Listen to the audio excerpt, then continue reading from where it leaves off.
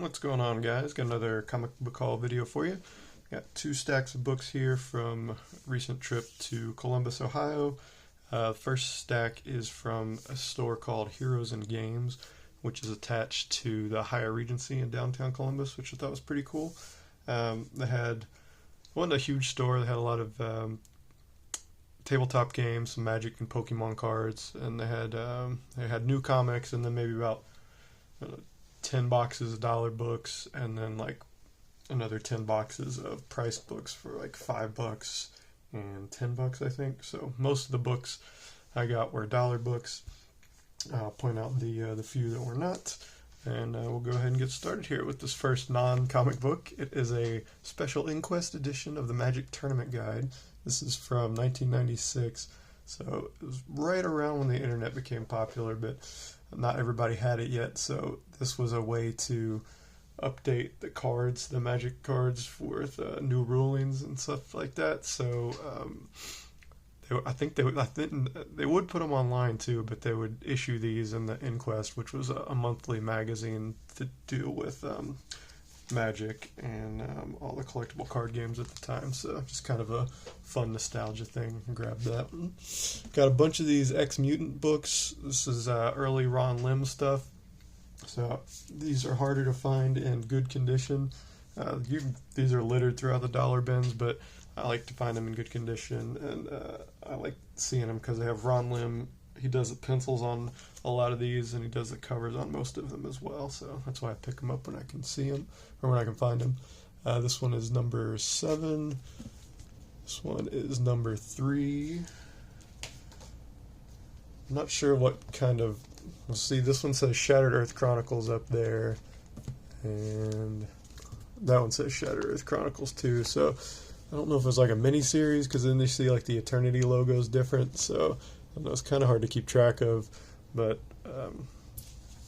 like I said, I like them just because it's early Ron Lim stuff. I thought this was a Bill Sienkiewicz cover, but it is someone named Ron Meacham, kind of like a Dazzler cover. Mark Beecham, that's who did it. So that's why I thought it might have been Sienkiewicz, and the signature kind of looks like his, but it's not. But you know, it was only $1, still pretty cool. Got number 9 here. This is a cool Dale Keown cover. I can't remember if I've got this one or not. I recognized it when I saw it.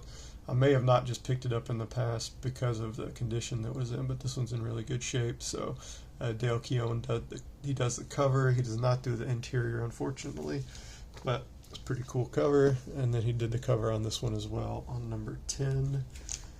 And then back to some Ron Lim stuff. We got Solo Ex-Mutants number 3.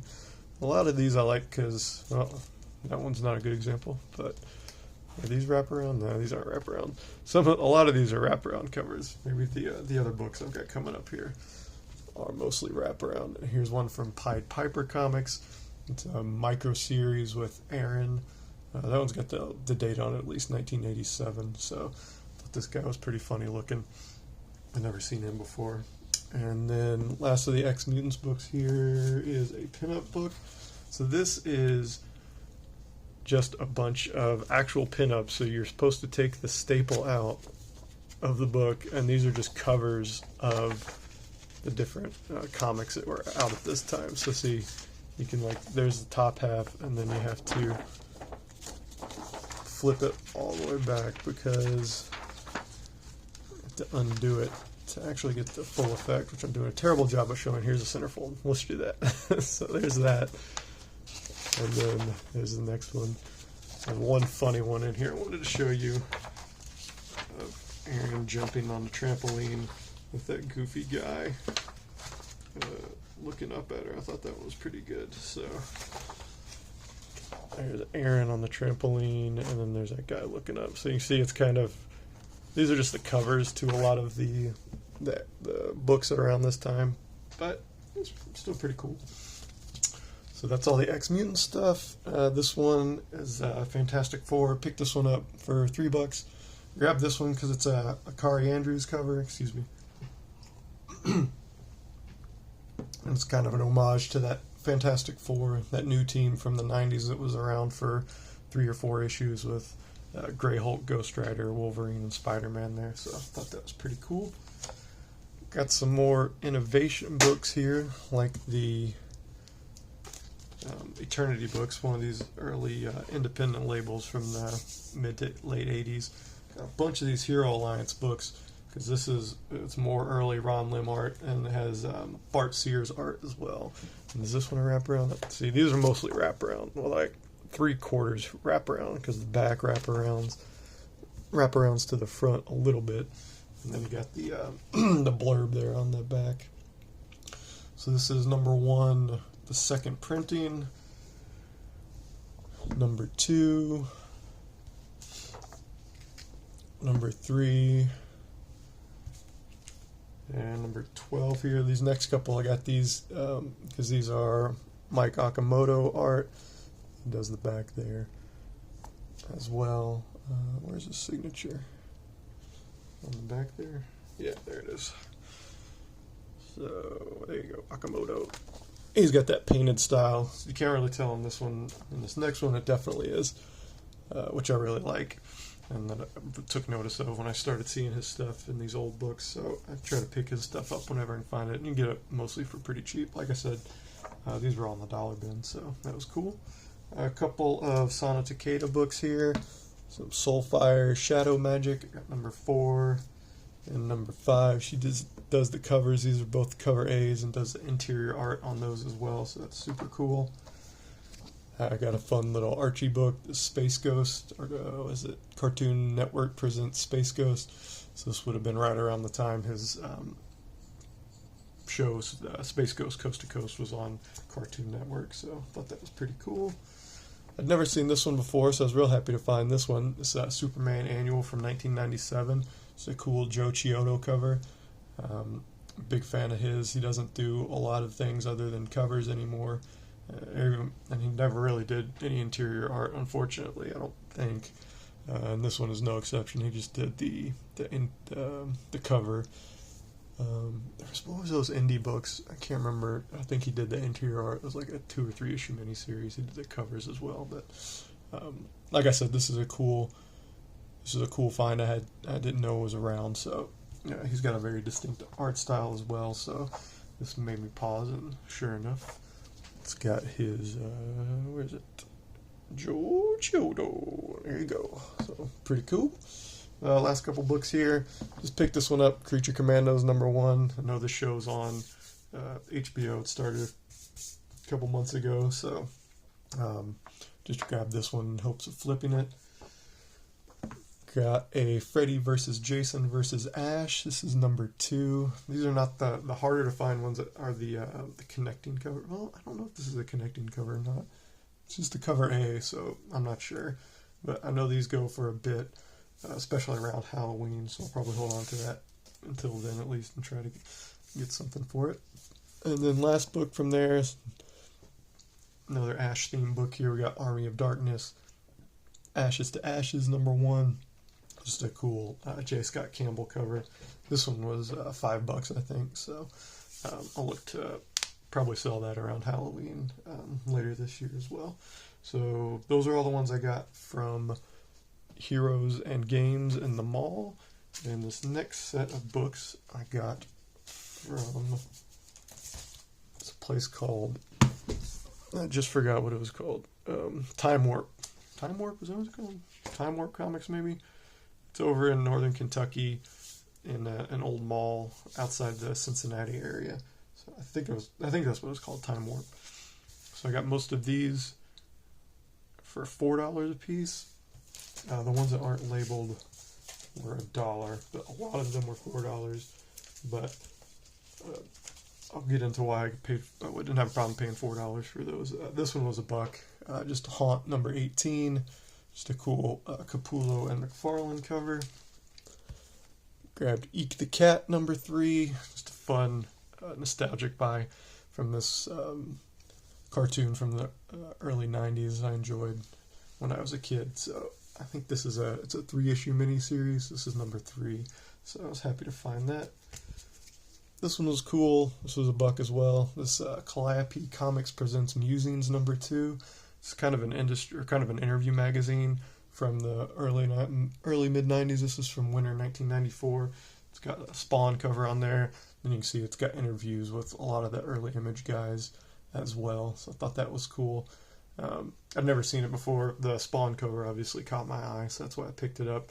Then the first issue of this goes for quite a bit more. This one goes for about 20 or 30 bucks I found on eBay.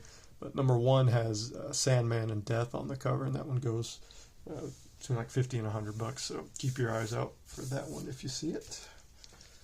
This one I grabbed Grayson number 18, still in the poly bag.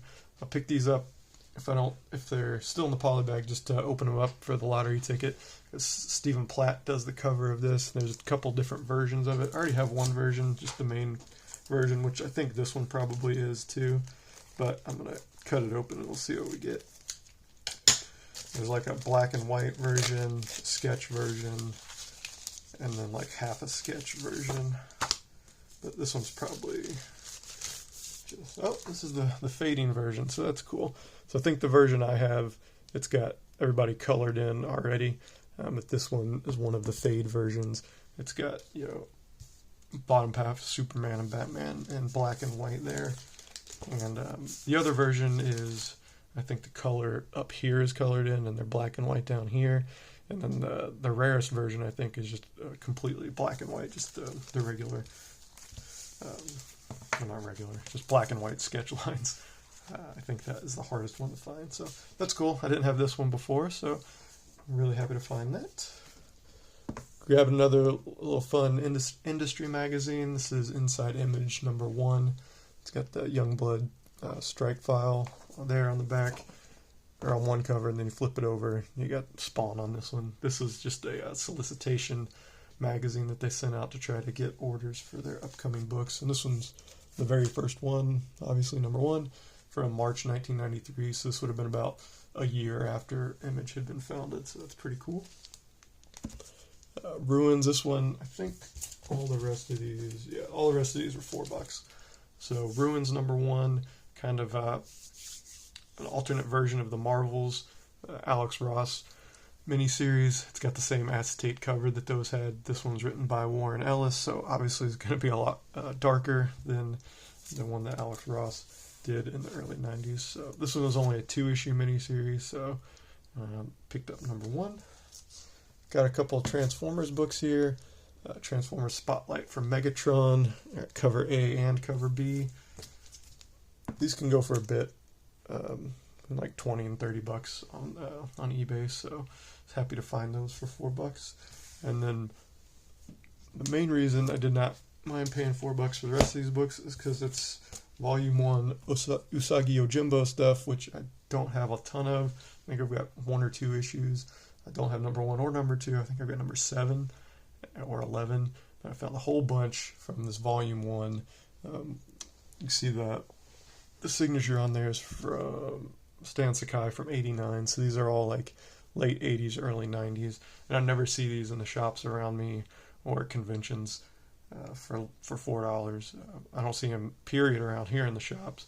And at conventions, I'll see them, but they're, you know, cheapest I see them usually is like $10 a pop. So found a whole bunch of these. I was really excited to find those. So 20, 21, got the cool bats on there.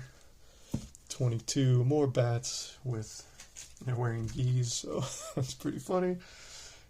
23, it's in some kind of gladiator pit, about to do some damage to somebody. 24, Lone Goat and Kid. It's an obvious takeoff of the Lone Wolf and Cubs. That's pretty funny. 25, cool, like, I can't remember what this, that's a creature that looks like he got a hand cut off. It's pretty brutal, but I can't remember what they're called. 27, going down deep with some tentacle action there. Either a kraken or a squid or octopus or something's going after him. It's pretty cool. 28, fighting some dude that looks like a lion. Not sure about that. 29, kind of an homage to Albedo too. He's got the screen there in the background. He's not peeking through it or opening it like he is in Albedo too, but still kind of conjures that memory. Number 30 here, trying to do some blocking of the arrows and getting very upset about it. What was that Jet Li movie? Was it Hero, where he blocks all those arrows? I can't remember. That's what popped into my head when I saw that. Last Usagi book is number 31, so I don't know, what is it, about 10 different Usagi books, so from volume 1, I think that ran until, oh gosh, in the 40s, I think, and then it switched over to Dark Horse. So I was real happy to find all of those. I do not mind paying up more than $1 for those at all. And then last 3 books here, some late run Youngblood stuff. Got 71, these are all Liefeld covers. 72 and 73. So happy to find those. These later run issues are harder to find. And I think I found 75, 6, and 7 at that big comic book world sale last year. Or the year before. Yeah, was it last year? Last year, I think. Because I think this particular volume ran until issue 80, I think, somewhere around there. But I was happy to find these early 70 issues, so that was cool. Alright guys, that's going to do it. Hope you enjoyed the video, and I will talk to you guys later. See ya.